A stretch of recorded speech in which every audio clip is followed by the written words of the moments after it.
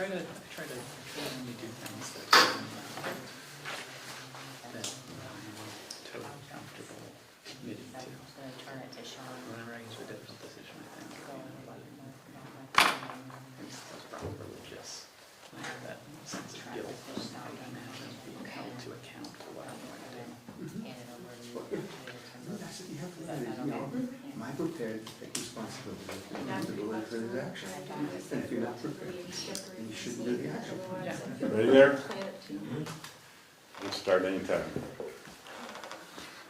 Is it going? Yeah, so, Yeah, usually there's a red light, so let's start. new camera. New camera, okay. Good evening. It is February 12th, 2024, 7 p.m. I'd like to call to order the business meeting of the town of Sunderland Select Board. First introductions. On my far left is Marty Nadler, and then Alex Bresnek.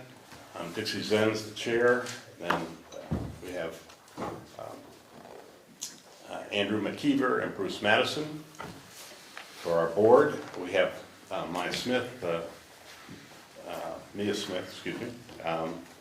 who is our secretary.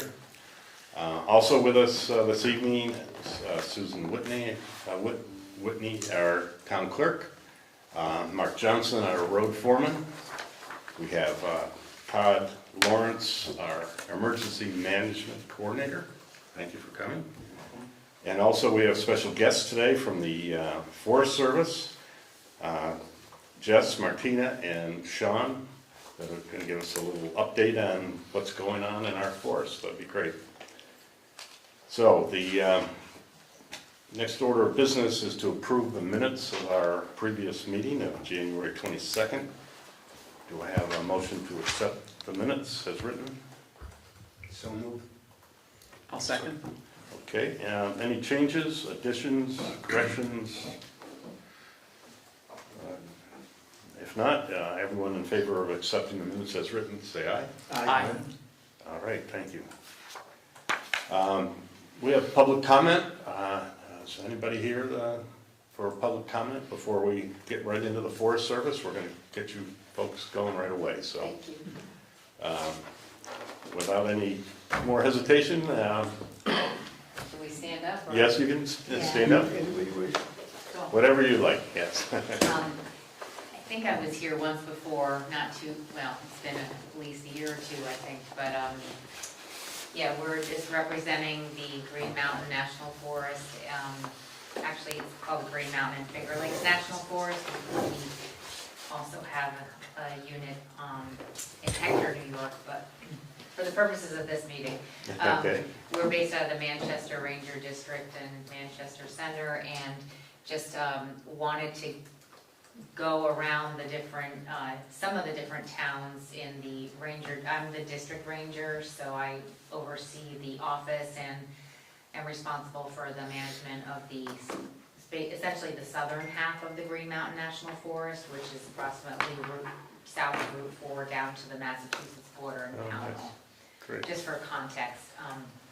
So, we're actively involved in recreation, timber management, wildlife habitat, improvement projects, and we just wanted an opportunity to leave you with a few, some information about what we're working on. And if you have any questions, we can answer them tonight or get back to you after, so that you can get on with your meeting. And we have a map of the town of Sunderland to leave with you, which just highlights the sort of current snapshot of projects that are happening within the town. So yeah, and if you didn't know, I also wanted just to mention the town meeting report is something that the Green Mountain National Forest, I can leave this with you. I like dog-eared wherever Sunderland was mentioned in 13 specific spots, but it should have been emailed to someone from the town, but if it wasn't, I can leave you this copy. We have a copy. Oh, okay, good. And there's the cover page is actually in our. Oh, that's wonderful. Yeah. Okay, so just because the town meeting report incorporates the entire national forest, but it does highlight in more depth some of the specific work that we've been doing. So I think I'm gonna pass it over to, go ahead. One question, seeing that you must be our bosses because you have control of like 95% of Sunderland. You own a lot more than our little town, so no, that's great. Yeah, so, and we're happy to, answer, like I said, anytime, come over and come to these meetings, or just set up individual meetings, or even get you out on the forest if you're curious about some of our activities, which we're gonna share with you tonight, is some of the wildlife projects we're involved in, as well as the timber harvesting projects happening in Sunderland. So I'll Excellent. pass it over to Sean, I think, and we can help you hold the map. Yes, we're now, It's hard to see from a distance, but we can leave, like I said, we'll leave It's them, or it. Yeah. but yeah, it might be hard to see from a distance. But, so the squares, town of Sunderland, basically what we're highlighting here in yellow are the timber sales upcoming. The most, probably the next recent one to come up will be the, we call the South Fork timber sale.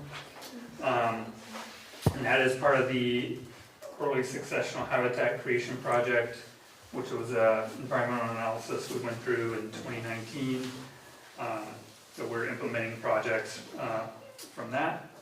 I believe that sale was awarded last year, Justin. By the way, my name's Sean Lakes. I'm a wildlife biologist for the Manchester District, so I didn't introduce myself. But, so the early successional habitat creation project, since the word habitat is in there, is primarily a wildlife-centered project, and it was there to sort of create open areas within the forest for those species that depend on that type of habitat versus the closed forest. Can you show us where Kelly Stand Road is? Kelly Stand Road is that the- is right here, Yeah. sort of this brown line, Right, kind of cuts across. thank you. So the yellow is the upcoming timber sale. Oh, within that, and sort of associated with it, are these little pink blobs here. These will be what we call permanent wildlife openings. And by that just means we'll go in every 5 to 10 years to cut down the brush. Maybe we might do a burn or mowing or mastication to kind of keep those on a more permanent basis. Whereas the other openings will just be allowed to regrow and go through the forest succession into, whatever that cycle is, depending on the forest type. It may be, up to 100 years or so. Yeah, and the other, there is a small area down here on this South Fork of the Roaring Branch where we will be doing some large woody debris placement in the streams, which is mainly just taking chainsaws and cutting trees along the streams and then dropping them into the stream. This sort of slows down the flow. It also creates pools for fish habitat and those kind of things. So that's an area that was assessed, and it seemed there are guidelines for how much, how much trees you want in the stream per mile. It wasn't meeting that, so we decided to increase that there. So, one other, wildlife focused project. There are some ponds here, like Bourne Pond, Branch, and what's that one? BB Pond, that will be stocked with brook trout using a helicopter. That's primarily a Vermont Fish and Wildlife project, but we do help out with that. We're actually funding that. Lucky funding fish the to get a helicopter ride. Quick, Um, they get through. And that's pretty much it for the wildlife. Jess is here to, maybe discuss a little more. Sure. Can everybody see the map? Would it be appropriate? Why don't you show it to Camera the, to see yeah, why don't you the show it to the camera too, so. So I guess, and I'm sorry to put my back to all of you. Yeah. I'll stand behind that. That's fine. So my name's Jessie Prutzel. I'm the pre-sale forester over in Manchester. I'm just here to talk about essentially what has been described so far as the yellow blobs.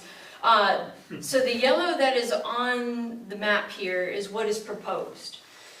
What not everything is finalized yet, because in ESH, the Early Successional Habitat Project, the projects are condition-based, which means we don't know what's going to happen there until we go into the area and start doing reconnaissance, which is essentially looking over the area to see what it needs.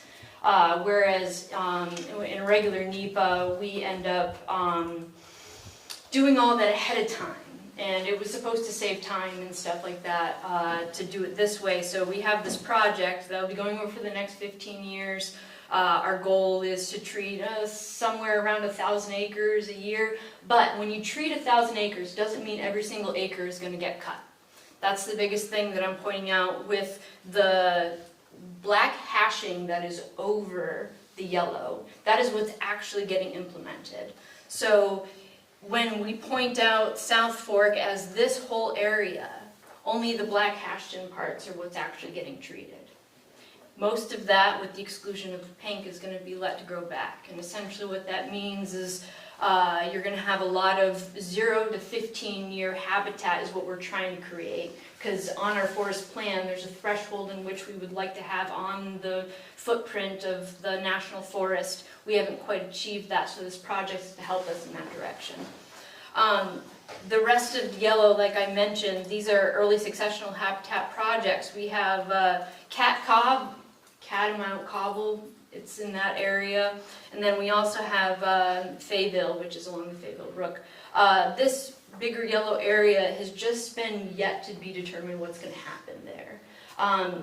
What we can guarantee you is that they're going to be treatments that deal with regeneration, getting the next generation started.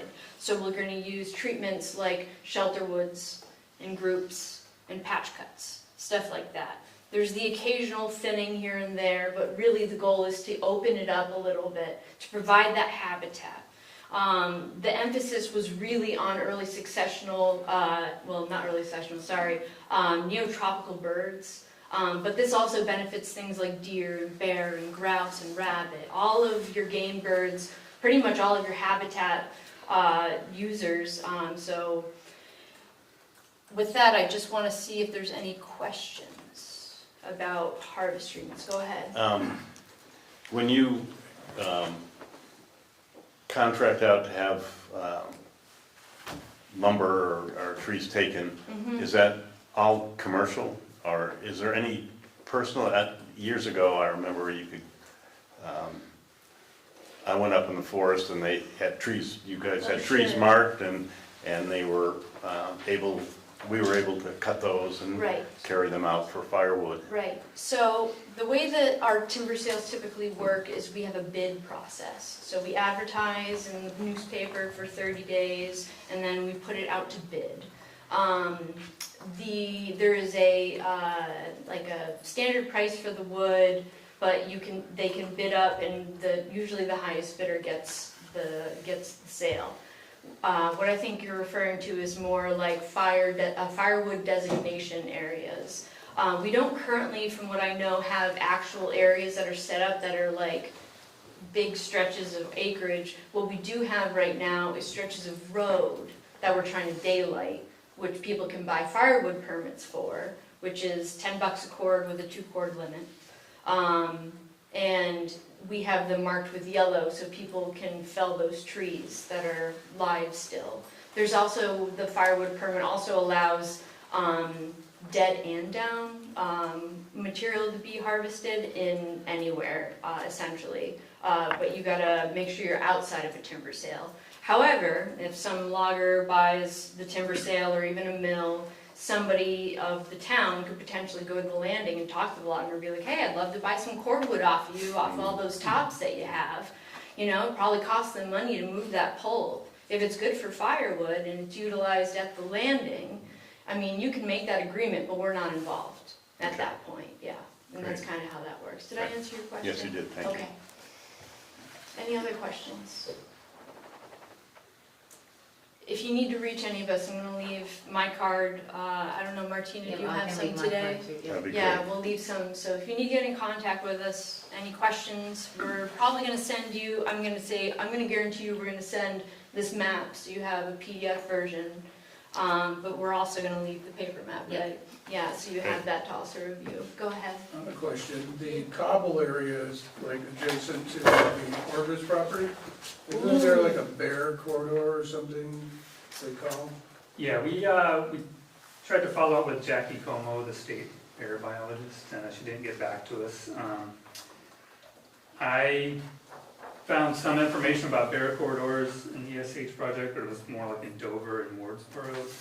But I couldn't really, I'm fairly new to the area, to the job in the last year and a half, and I could not find like a GIS layer or something that we have for that. That might be something that the state kind of keeps maybe not available to the public, because maybe they don't want that information sort of just out there, so. But yeah, if we hear back from Jackie, we'll, Yes. and I do know it is, this whole area is what's considered a high priority habitat block by the state, just because it's a large contiguous area that's undeveloped, for the most part. So that kind of does fall in there. And with that, and that's sort of a high priority for like just general wildlife, because it's undeveloped. And so any species that would use forests, like bears, would be expected there. But for myself, I wouldn't know anything specific about that area of the Orbis property. But yeah, we'll forward that information on from Jackie if she's okay with having that. There. That'd be great. Great. Any other questions? Well, thank you so much. Yeah, We thanks really, for the really time. appreciate Yeah, it. thanks for having us. Appreciate it. Actually, I have one more. Oh, The ATVs on the government, we're gonna be talking about the ATVs on the Kelly stand. Do you have any future plans of ever letting ATVs on the national forest? That's a great question. Currently the only road we allow, I will answer your question to the best as from what I know now. The only road where we currently permit legal use of ATVs is the old Stagecoach Road down in Woodford. I made a decision to close Sucker Pond Trail to summer motorized use because of the pretty just bad condition of that trail and the fact that it doesn't connect to another ATV, and both Bennington and Stamford actually don't permit ATV use to the general public through their towns. So the short answer is no, until we do a forest plan revision, which will happen in the future. And it's at that time where we would take a look at with public input, what the public is telling us and what the resource conditions are on the ground to allow that. We've been seeing a lot of damage to trails and waterways, riparian areas caused by illegal, larger vehicles like 4x4s especially, and ATVs. So, so it's an issue that we are totally aware of, and we are, we're trying to manage for a small legal use in a small area right now. Because we do have some residents of our town that have camps up on, Right. and they are, Yeah, and I checked with our forest engineer and our law enforcement officer, and since, you know this better than I do, that Kelly Stand Road is a town road, we would not have any say as to whether or not you allow ATVs. It's more that whether or not they're driving off of Kelly Stand onto the forest, that's where we would have, jurisdiction, and So- that would have concerns. so would it be possible for our select board to issue special permits to those folks that have camps up there to allow them to ride their ATVs to their camp? As far as I know, those are, I believe that's all on through private, well, a town road and private land, or, Do any of the camps have to cross Forest Service property to access I their don't know. parcel? Bruce, do you know? I don't believe so. Okay, I because don't- I yeah. think that would be the only concern, like, most of the time, there's a right of way, and as long as there's something in writing, then there's usually no problem. It's just if they're going off the right of way to access their camp, is where the concern sounds like, Right. yeah. Well, they definitely will tell us that they're not doing that.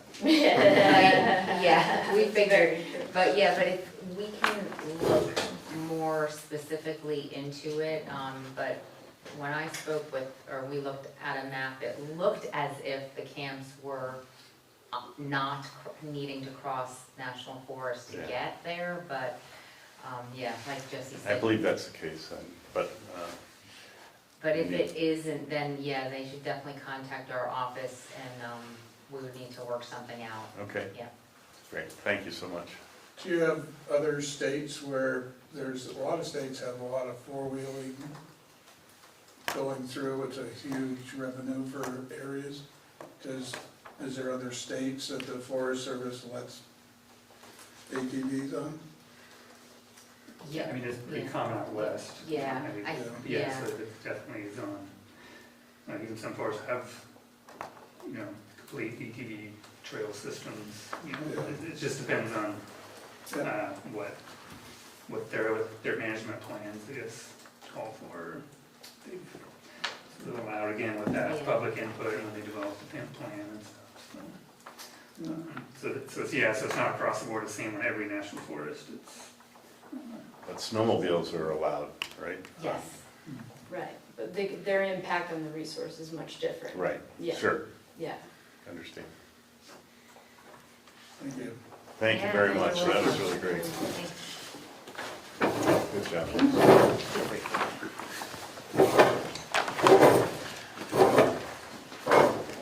All right, next on our agenda is the Orbis headquarters move.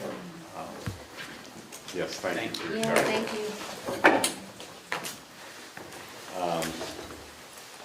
Are there any comments here? I answered the reporter from the Banner about it, and I made some comments, but I was speaking for myself, not for the board. I didn't know if, I don't know if anybody saw my, the article that I commented on, but How long- basically I tried to give it a positive spin, and they're staying in Vermont, which is key to me. They're moving to Manchester rather than Virginia, so that's a good thing. But Yeah. yes, How long go has ahead. their headquarters been here? 20 years? Had- What's that space like? It's a huge office building, but I've been outside it, haven't been into it, but it's very nice, and it's quite remote, because, you know where it is? Yeah. Yeah, it's not too far from where I live. Right. Gotta wonder who might be interested in a space like that. Yeah, well, yeah, they are, their comment was, in the next 6 to 24 months, they expect to sell it. So, but they don't have a buyer at the moment, as far as I know, and, but I'm hopeful that they'll find someone that thinks that's gonna be perfect for a corporate building for them,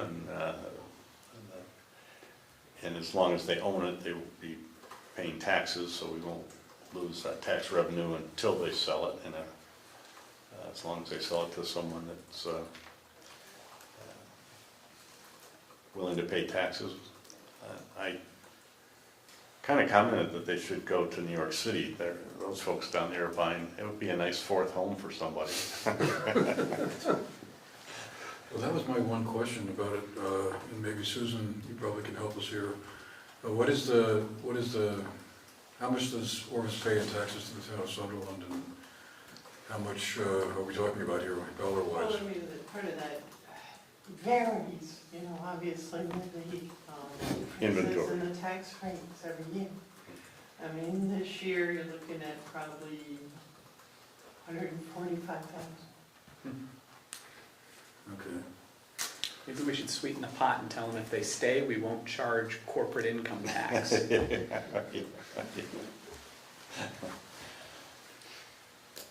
So, I guess is it just simply a case where whoever winds up buying the property, we're basically back to square one in terms of tax revenue? We're not losing anything? Depends on if Or is it's, there any scenario we should be concerned about? if it's a exempt organization, that might be a problem. You know, if a state entity gets it. Yeah, I mean, it would, The state will just do it in lieu of payment. But if a not-for-profit buys it, it's, if not-for-profit buys it, you may lose the revenue. it's possible. But it's a big building for a non-for-profit, but I think, as Andrew said, we'll see what happens. Because they don't know, and we can speculate, but I don't think we have to figure it out. Anyway, I mean, kind of sad that they're leaving our little town, but as I said, I'm glad they're staying in Vermont, because they've been here, what, 124 years or something like that? It's something in that neighborhood. They started here, kind of nice that they're staying, even though maybe Manchester. All right, any other discussion on Orvis? All right, moving along, community visit, you want to comment on that, Andrew? Yeah, well, I spoke to the person who runs or manages the community visits by the Vermont Council on Rural Development. Originally, we were planning to have it in next year, in 2025, and early in January, I got a phone call from them asking if we'd be okay with moving it forward to this year, to the spring of '24. We talked about it a little bit, both here at the board, and the consensus here was that it was just too soon. We had town meeting coming up, we had a lot of other issues going on, and we preferred to bump it back to 25, the spring of '25, as originally planned. So they were okay with that. Originally, they were going to be, one or two of their representatives was going to come to this meeting tonight and talk about the community visit, but in light of the fact that we're now going to wait until next year to have this, we figured no point in having them come now, but maybe sometime in the fall of this year, one or two of their representatives would come down and kind of explain what's going on with it and what we need to do, what would be our obligations.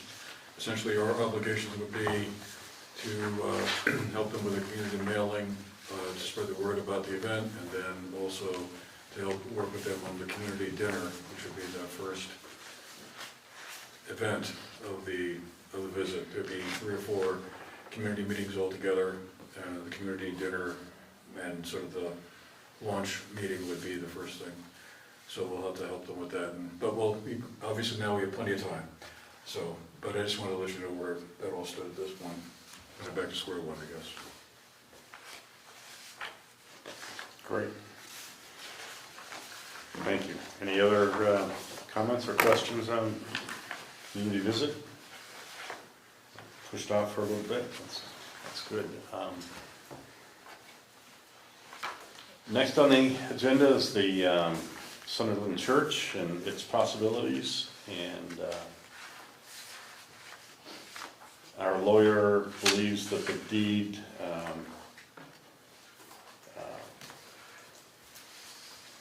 says that it would be possible to purchase that if the town so desired, which, but I believe there's limitations in how that property can be used, because it's a small piece, and no bathrooms, is that correct? And No water. No water. No water, no heat, no septic. No parking. And no No parking. parking. Other than that, it's perfect. So, It has lots of critters. yeah, I mean, what BCRC suggests that we maybe look into some grants to help rebuild it. It needs a lot of repairs, and there may be grants for historic buildings that we may help, but I don't believe at this point we're considering taking it over from the town. But we're going to continue to work with BCRC and see what grants might be available for making that a little bit. There is a state grant of like $20,000, which will fix some windows and maybe patch the roof a little bit, but it probably needs quite a bit more than that.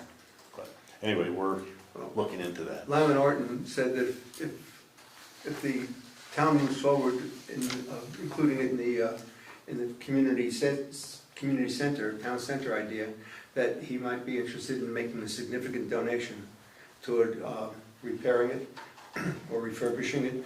But I'm not sure what the condition, what he means by the conditions of becoming part of the village center. I mean, somebody still has to own it, Right. Yes. Yeah. So. But he has expressed a significant interest in committing some funds towards it if it could be worked out. And that would be great. So I think we just need to continue researching with the help of our lawyer and BCRC to see what grants and what other help we can give them, and it's still an ongoing investigation of the case. Anything else? Anybody else on that? On the church? I saw this email come through from the BCRC earlier today, and do we need to have a motion to have you sign this? This is that their agreement, their statement of work. Oh, is that for the For the church. for the church? Yeah. $20,000 or about $30,000 altogether, looks like. But I didn't know if you can just sign that, or did we need to make a motion to authorize you to sign it? I think we would need a motion for that. In which case I will so move.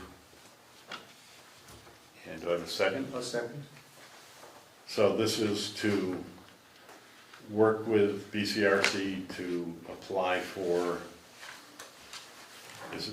this was in the end of January, but I think there's one that came. I don't know, I saw this today, but maybe it was earlier. So it's for a grant to help fix the church up, but no more than that. Right. Just want to make sure we Yeah, have our Ts crossed, et cetera, and. all right, We so, don't wait 2 weeks from sign it then, and we could just, get it going. yeah, I'd say, so we have a motion and seconded. Any other comments? All in favor of me signing that to pursue those grants, please say aye. Aye. Opposed? All right, thank you. Yeah, that's great. In the minutes, so, next item is ARPA funds. Hi. The ARPA committee is officially in recess until April, at some point in April, the date to be determined. It'll be driven by when the surveys have been finished and tabulated, and then we can report to the select board the results of the survey. I have for the select board copies of the survey Great. for your information, and a copy from Mia.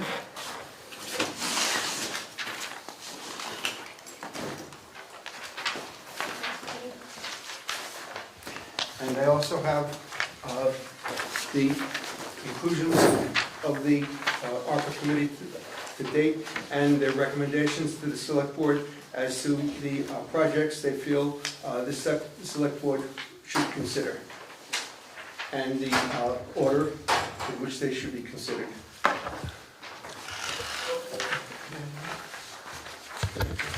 Here's a- I think we should have the minutes reflect that, that Marty and I were both members of this committee.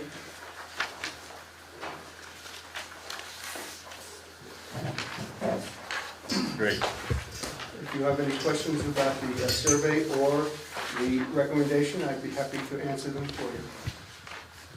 Should we put your wives were on the committee too? Sure, sure. Yeah, there were, Are the committee members listed in here?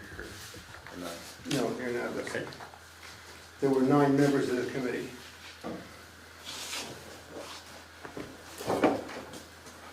If you want to, I'll give you the 9 members afterwards.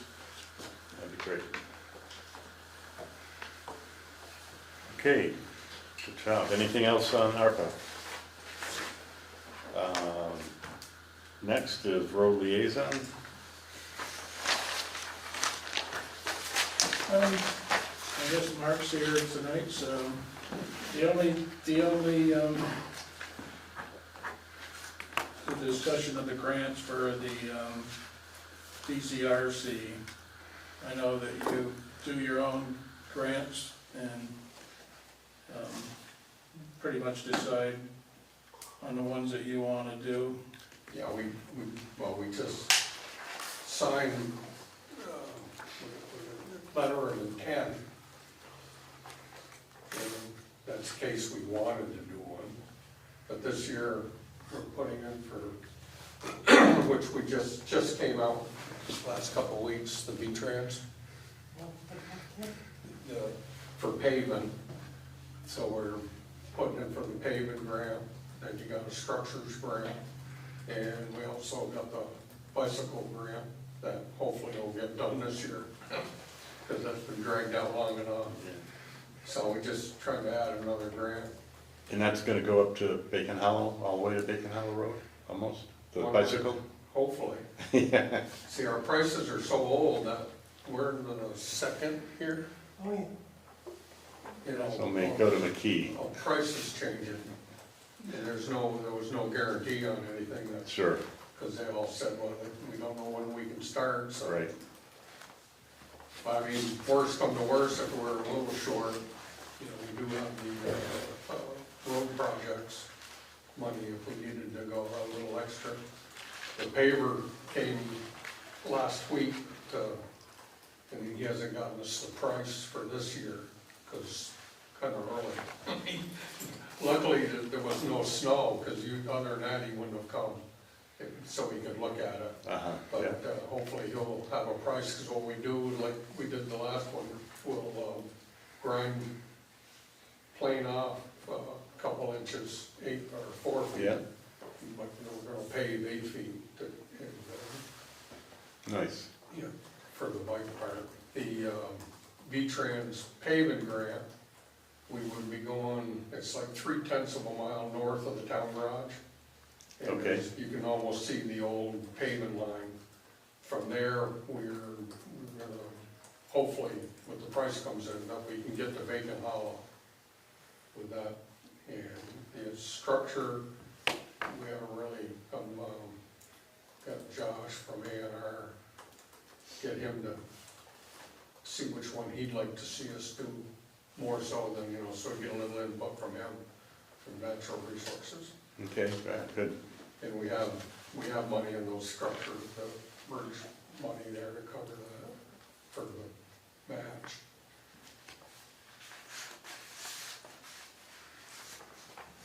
All right, great, thank you very much. We do have an excess weight permit that we need to sign. Do I have a motion to have Bruce sign these? So moved. All in favor? Aye. Okay, Bruce, you wouldn't mind? Thank you. Also, there is a certificate of highway mileage that you filled that out, right? And this shows how many miles our town put on Class 1, Class 2, Class 3, and state highways. What is a Class 1 road? Class 1 is 7A and 7. So, and state highway, what is, Yeah, state, is that the same? yeah, I mean, on here, it just, you have, I think it's technical, all I know is we go up to 3. yeah. Well, or to 2, I'm sorry.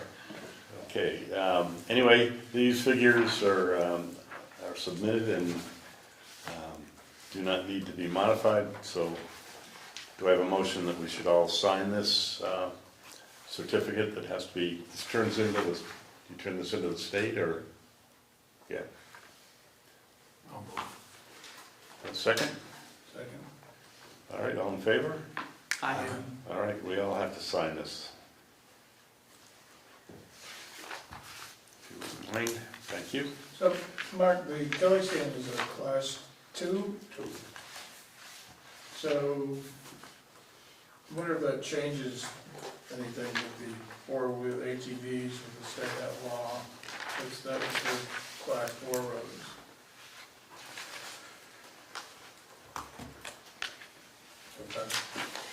Okay.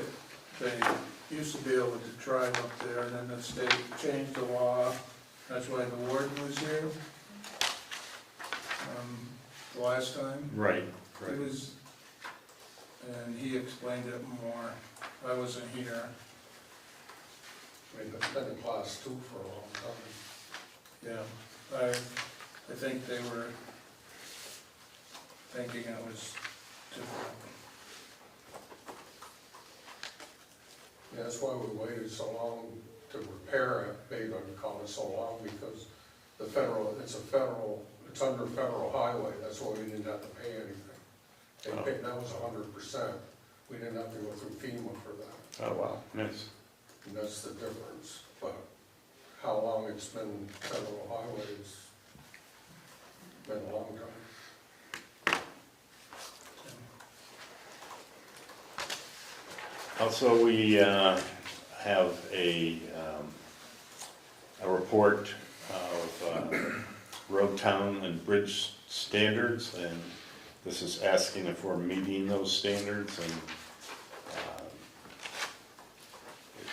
it has been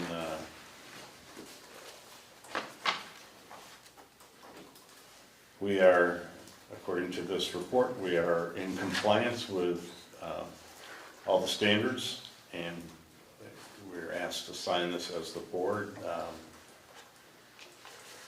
Did you put these figures in, the 18 inches That's of? the standard out of the orange book. Yeah, okay. So do I have a motion that we sign this? This also has to be submitted to the state, I believe. I so move. Any second? Second. Okay, any discussion on this? It's basically just stating that we are in compliance with the municipal road standards, class 4 road standards. There's perennial stream and bridge culvert standards and all these other things, and we're in compliance with all those. So, all in favor of us signing this, please say aye. Aye. Opposed? All right.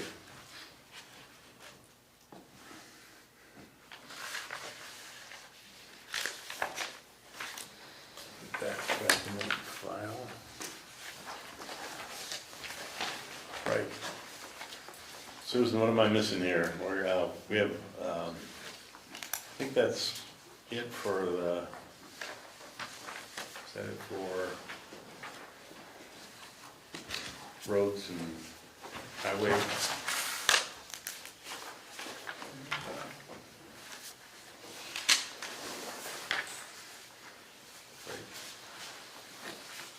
Get that there.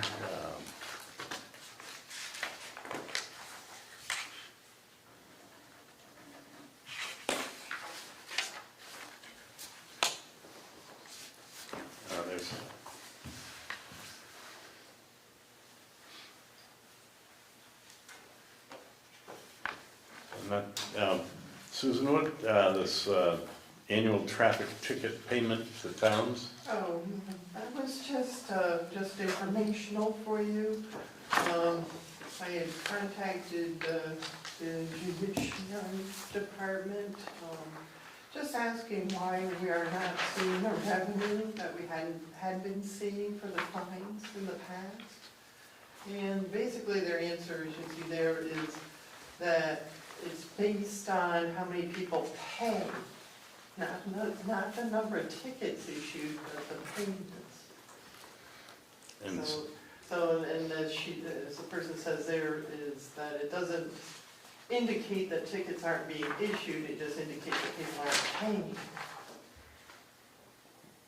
okay, so, So do we get the money next year? so If they pay. if you were looking into Yeah. that, and I don't. You know, if you take a look at the logs that get submitted to us, that, you know, Yeah, do every cycle, the numbers make there's sense. virtually no summonses, no tickets being issued. So if there are few of any tickets being issued, there are few of any fines being paid. Right. Trying to do my part.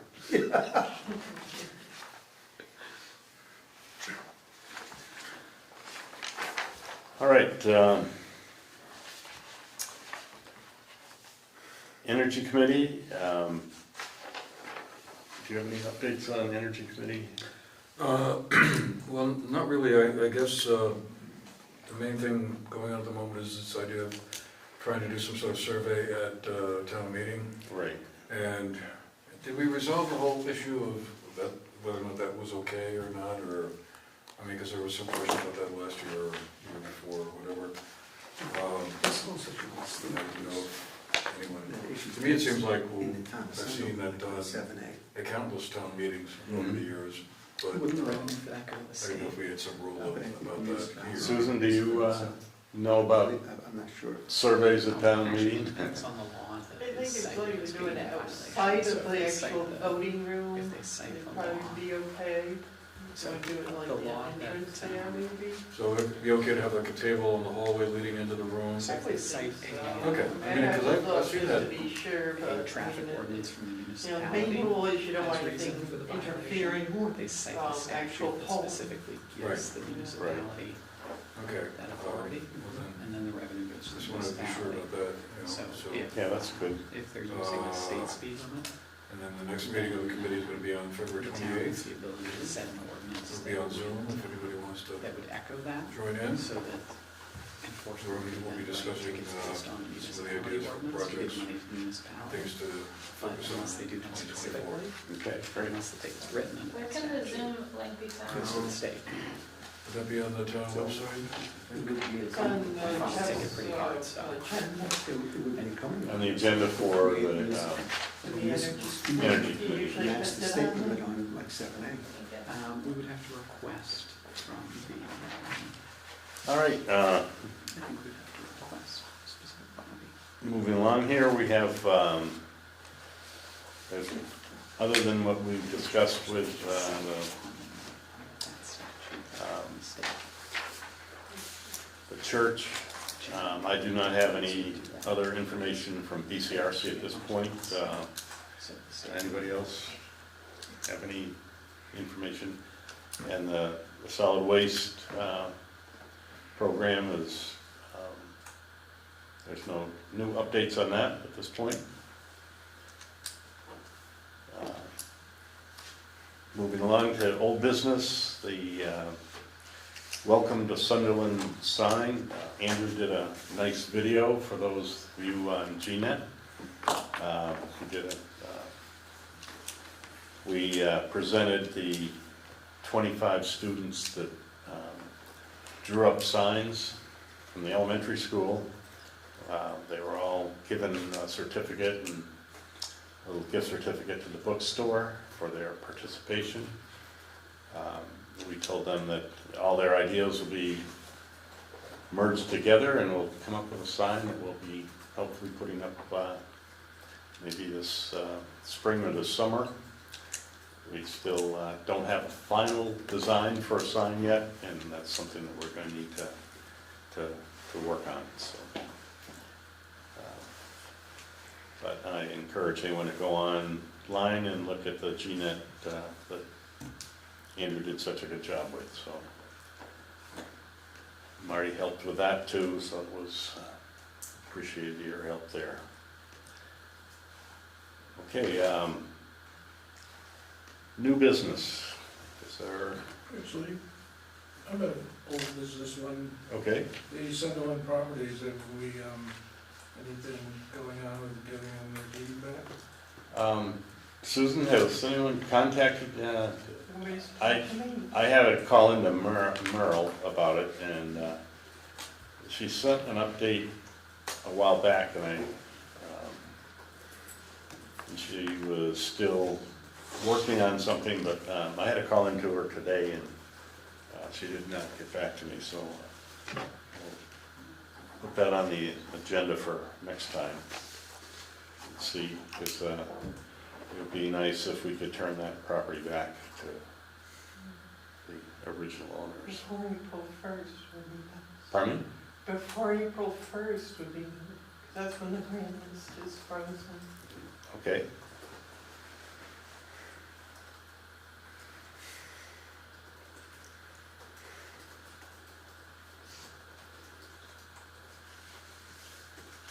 All right,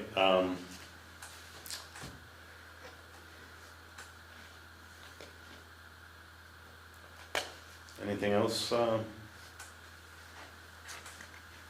under old business? All right, anything in new business? I just have one update on the village center designation situation. Had a phone call last Thursday with Richard O'Moore, who is one state official who's involved in this, and also with Janet Hurley of the BCRC who's helping us with this. And apparently we missed a step way back in the beginning of all of this, a year and a half or so ago. There's supposed to be some preliminary conversation, which I guess technically with them we did on Thursday.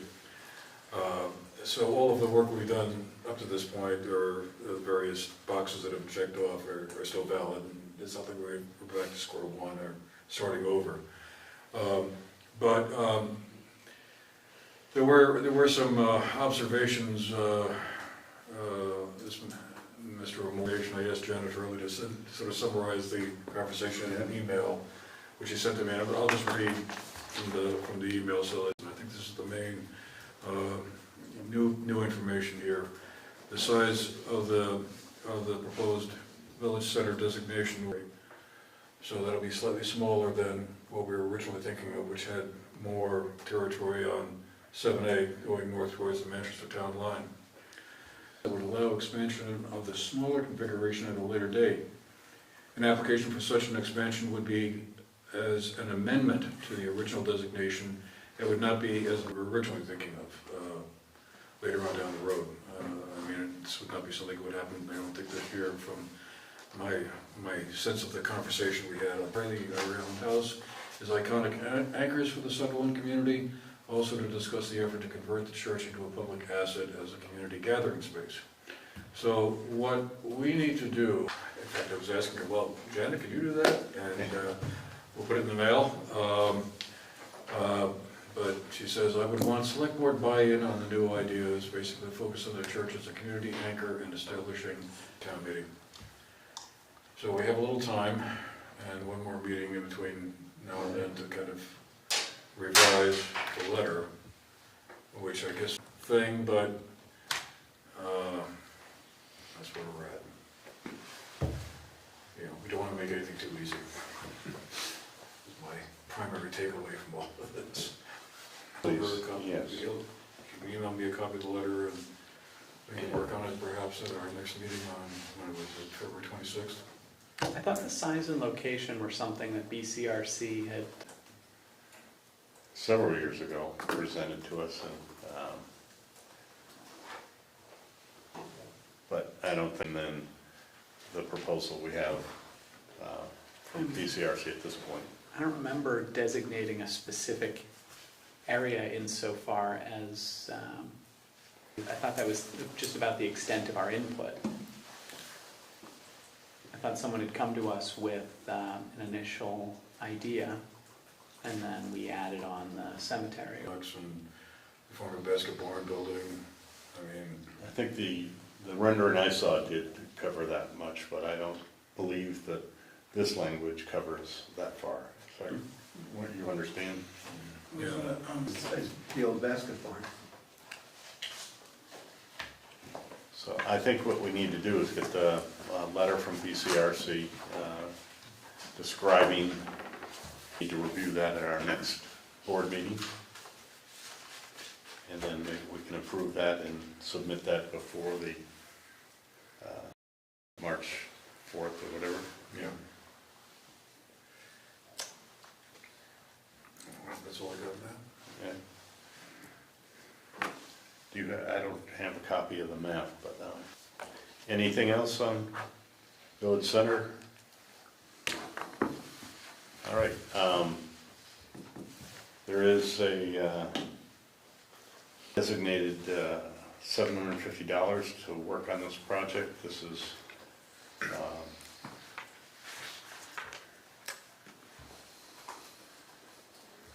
a study to lead to document the cemetery. And it says the proposed work would be completed that's this is a proposal I think that we had talked about. We accepted this November 13th. Cemetery here in town. Yeah. This So- is awkward paperwork stuff. Right, so do I guess we, Cemetery and the technology projects that you already approved. right, VLCT has said that we have a reporting period coming up, and that their thought was that they just had me add signature lines to the proposals that you accepted already, and they said if you guys sign those, we'll be all set. right, that they will be acceptable to the All right. Is Sam all set on that? Because my understanding was he was still waiting for some final contract numbers or whatever, is that? Oh, today okay. that he's ordering, once he gets the money, he'll order the pieces, so you can look, he details what he's getting you on that invoice. Okay, because I thought we were kind of signed sealed, right, I just wanted to make sure. Thank you. Yeah. You have that, Dixie, we just signed that, right? Pardon me? It's the M's. Let's click together here.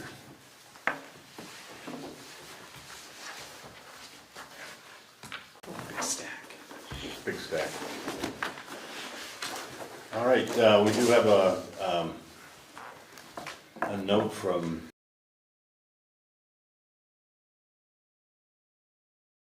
or about from May 29th through June 1st, there's going to be a rally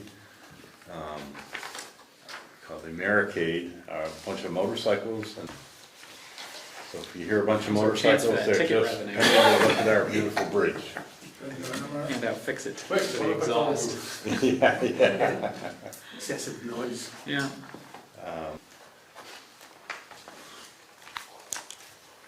Oh yeah, there is a little flyer on April 8th, is it? The St. Albans is going to have the longest duration of about 6 minutes and 40 seconds, I think. And then as you go further north or south, the center of the path. And I think the projections are 7 to 8 million people are going to come into Vermont. Already got hotel and Airbnb.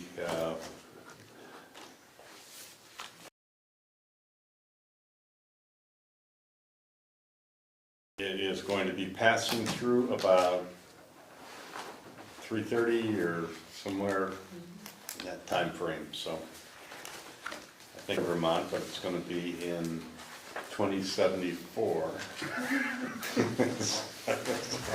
The last one was 1930. Figuring out how to get to the next one, but I think I might try to get to this one. It's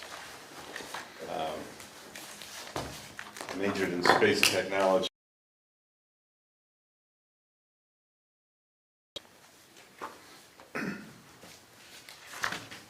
right. Let's see, there is no need, February 26th, and the following Monday is town meeting. What are the dates for that, March? 4th and 5th. And we do have a beautiful copy of our annual residents here. They can come pick these up if they like.